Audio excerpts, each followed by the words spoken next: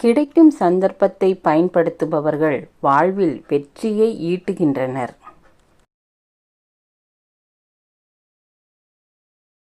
உனக்கான சந்தர்ப்பத்தை நீயே உருவாக்கினால்தான் வாழ்வில் உனக்கான வெற்றி உன்னை தேடி வரும்.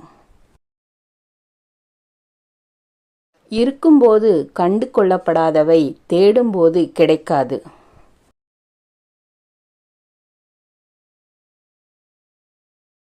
புறக்கணிப்பு என்ற வியாதிக்கு மருந்தே கிடையாது. எனவே யாரையும் அலட்சியப்படுத்தாதீர்கள்.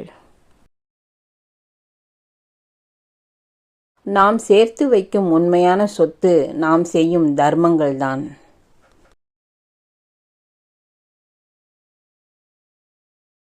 ஒழுங்காக சம்பாதித்து பணக்காரன் ஆனவனும் குறைவு, உண்மையை பேசி பதவிக்கு வந்தவனும் குறைவு. புத்திசாலிகளுக்கு மட்டுமே தெரியும் எப்போது முட்டாளாக நடிக்க வேண்டும் என்று.